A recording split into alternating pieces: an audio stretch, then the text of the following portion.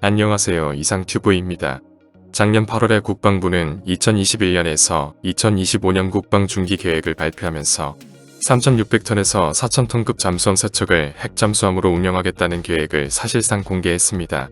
문재인 대통령도 선거 공약 중에 핵잠수함 건조 계획을 밝힌 바 있어 이번 정권에서 핵잠수함 건조를 추진할 것이라는 예상이 많았습니다. 하지만 최근 국내 언론에서 한국의 핵잠수함 건조에 대해 미국이 전향적으로 나서고 있다는 보도가 나와 주목되고 있습니다. 작년 7월에 김현정 청와대 국가안보실 2차장이 지난해 7월에 국내 시사 프로그램에 출연해 한국의 차세대 잠수함은 원자력 추진이라고 언급해 눈길을 끌었지만 핵잠수함을 건조하는 데 걸림돌은 농축우라늄을 어떻게 안정적으로 입수하느냐입니다. 기본적으로 핵잠수함 보유국들은 당연히 핵연료를 자체 공급하고 있으며 프랑스의 협력을 받아 핵잠수함을 건조 중인 브라질에서조차 핵연료 확보를 위해 핵연료 주기를 확립하고 있으나 한국은 한미 원자력 협정의 영향으로 핵농축이 20% 미만으로 제한돼 있어 국내에서 고농축 우라늄을 제조할 수 없습니다. 또한 20% 미만의 핵농축에 대해서도 군사 용도로의 전용이 금지되어 있습니다. 이것이 한국의 핵잠수함 건조를 오랫동안 막아온 걸림돌로 한미 원자력 협정의 개정이 이뤄지지 않으면 한국의 핵잠수함 건조는 불가능하지만 우리나라 정부는 핵잠수함의 동력을 위한 원자력의 사용은 한미 원자력 협정이 적용되지 않는다는 입장을 미국에 내세우고 있습니다. 또한 국내 언론에서는 저농축 우라늄을 동력으로 사용하는 최신 핵잠수함은 프랑스의 바라쿠다급 잠수함이 있으며 따라서 우리나라의 핵잠수함의 모델은 프랑스 바라쿠다급이 될 것이라고 보도되고 있습니다.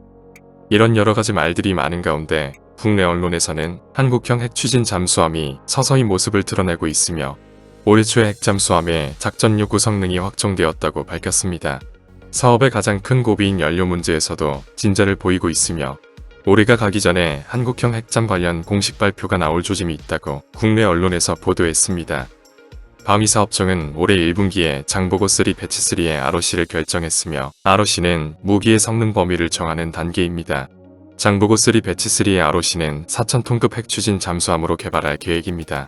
실제 무게는 배 자체 무게인 경하 톤수 4,000톤을 훌쩍 넘으며 화물이나 인원을 다 태운 만재 톤수는 5,000톤 이상일 것으로 보입니다. 또한 10여 발의 잠수함 발사 탄도미사일을 싣을 수 있을 것으로 보입니다. 장보고3 배치1과 배치2는 디젤 전기 추진의 재래식 잠수함입니다. 공기부여 추진 체계를 갖춰 잠항시간이 일반 잠수함보다 길지만 핵잠만큼 못합니다. 북한이나 주변국을 상대하려면 빠른 속도로 오랜 시간 작전을 수행해야 하므로 장보고3 배치3의 추진 방식은 핵 추진 방식이 재래식 방식보다 낫다라는 판단이 내려졌다는 설명입니다. SLBM을 탑재한 핵잠이지만 핵무기로 무장하지 않아 장보고3 배치3는 전략 핵잠이 아닌 공격 핵잠으로 분류됩니다. 지난해 8월 2021에서 25년 국방중기계획 발표 당시 국방부 관계자는 배치3는 4,000톤급이라며 추진 방식을 현 단계에서 말하기 적절하지 않다고만 밝혔습니다. 국내 언론의 보도에 따르면 문재인 정부에서 가장 중요한 무기 도입 사업은 경항모와 핵잠이라며 경항모는 잘 진행되고 있는데 핵잠은 민감한 사안이라 물밑에서 이뤄지고 있다. 지난해부터 일이 잘 풀려나가 현 정부에서 매듭을 지을 수 있을 것 같다고 귀띔했다고 합니다. 장보고3 배치3의 대략적인 설계 방향도 그려졌다고 합니다. 눈물방울형 선체와 X형 한미타 설계를 채택할 가능성이 큽니다. 눈물방울형 선체는 선미가 비교적 뾰족하며 선미로 가면서 좁아지는 모양의 선체를 뜻하며 눈물방울 모양과 닮았습니다. 이런 모양의 선체를 가진 잠수함은 물속에서 저항을 덜 받아 속도가 빠르며 소음이 적습니다. 미국 해군의 공격 핵잠인 LA급과 버지니아급이 눈물방울형 선체를 가졌습니다. X형 한미타는 기동성이 좋아 얕은 바다에서 유리하며 프랑스의 공격 핵잠인 시프랑급이 X형 한미타를 채택했습니다. 해군이 갖고 있는 장보고1과 장보고2의 한미타는 플러스자형입니다. 또 다른 정부 소식통은 전반적으로 미국의 LA 및 버지니아급과 프랑스의 시프랑급의 장점만 따오는 방향으로 만들어질 것이라고 말했습니다.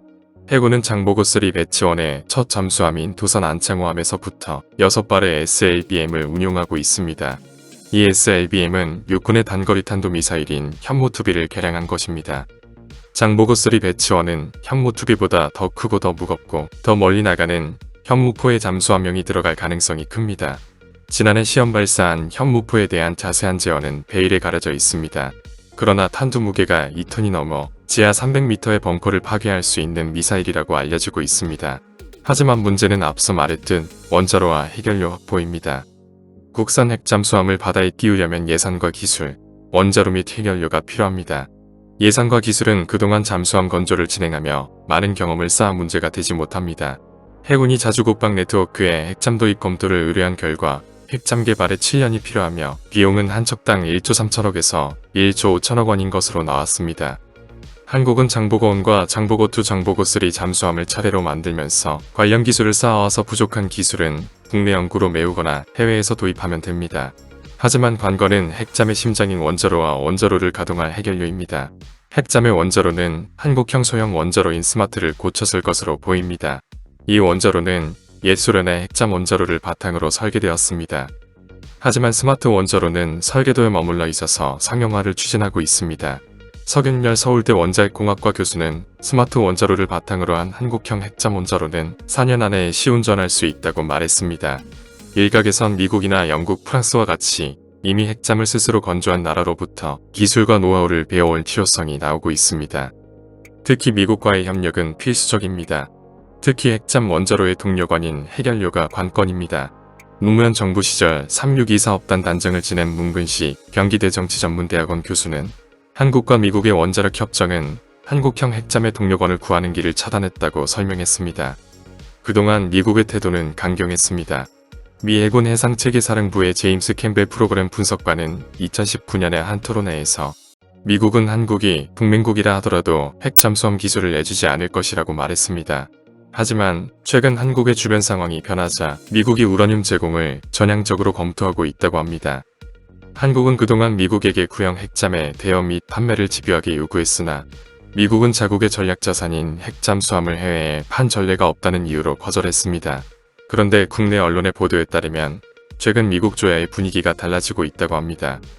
북한이 핵잠을 개발한다고 밝혔고 중국을 견제하는 데 필요하기 때문에 한국의 핵잠 보유를 인정하자는 여론이 미국 의회에서도 나오고 있다고 전하며 정부 소식통은 핵무기가 아닌 핵잠은 한미 원자력 협정의 예외라며 자체적으로 우라늄을 재처리할 수도 있다고 미국에 살짝 운을 떼기도 했다며 미국 정부가 최근 한국 핵잠에 대해 전향적으로 검토하는 것으로 알고 있다라고 보도했습니다.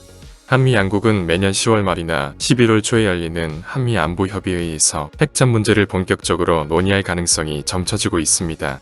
양국은 미국이 재처리한 20% 미만의 우라늄을 한국에 제공하는 방식으로 합의할 것으로 보입니다. 작년에 한국 정부는 이미 미국의 전홍축 우라늄 공급을 타진한 적이 있습니다. 국내 언론의 설명에 따르면 한국 정부는 작년에 김현정 국가안보실 2차장을 미국에 파견하여 핵잠수함의 필요성과 건조 계획을 설명했으며 그때 미국에서 전홍축 우라늄을 공급받고 싶다고 타진했지만 미국은 핵잠수함에 사용하는 농축 우라늄을 외국에 판매할 수 없다고 한국의 요청을 거부한 것으로 보입니다. 우리나라 정부도 미국은 잠수함을 해외에 판매하지 않으며 하물며 핵잠수함에 사용되는 농축 우라늄을 우리나라에 판매할 것이라고는 기대하지 않았을 것입니다. 그렇다면 우리나라 정부는 작년에 왜 미국에 거절당할 것을 알면서도 미국으로 갔을까요? 표면적으로 보면 핵잠수함의 건조 동의를 미국으로부터 끌어내기 위해 미국의 해결료 공급을 의존한다는 것을 내비친 것으로 보입니다. 핵잠수함의 건조를 위해 미국의 관리와 통제를 수용할 의사를 한국이 내비친 것으로 보입니다. 하지만 아마도 우리나라 정부는 미국이 해결료 공급을 거절할 것을 예상하고 있었으며 작년 미국에게 해결료 공급 타진을 요청한 것은 올해 한미 원자력 협정의 개정을 위한 포석일 가능성이 상당히 높습니다. 즉 한국의 핵잠수함 건조 자체는 반대하지 않는 미국이 작년에 한국의 해결료 공급 요청을 거절했으니 국내에서라도 해결료를 공급받을 수 있게 한미 원자력 협정 개정에 동의해달라고 압박에 들어갈 것으로 보입니다. 이와 관련하여 청와대는 작년에 국내 언론이 보도한 미국의 전홍축 우라늄 공급을 요청했다는 내용이 맞느냐는 질문에 안보 관련 사안이라 확인에 응할 수 없다고 했고 언론에는 국익과 관련된 문제이므로 신중한 접근을 부탁한다고 요청했습니다. 통상 청와대는 근거 없는 비판이나 억측 기사에 대해서는 의연하게 부인하는 일이 많지만 이번만큼은 침묵을 요구했기 때문에 미국의 전홍축 우라늄 공급을 요청했다는 얘기는 사실일 가능성이 있습니다. 따라서 작년 미국에게 전홍축 우라늄 공급에 대한 요청은 우리나라 정부의 큰 그림 중에 하나일 가능성이 상당히 높습니다. 앞으로 우리나라의 의도대로 핵잠수함의 건조를 위해서는 미국이 한미 원자력 협정을 개정해야 하며 한미 원자력 협정 개정은 11월 초에 열리는 한미 안보협의회에서 본격적으로 논의될 가능성이 높습니다. 11월 초에 열리는 한미 안보협의회의를 주목할 필요가 있습니다. 이상 마치겠습니다. 시청해주셔서 고맙습니다. 이상 큐브였습니다.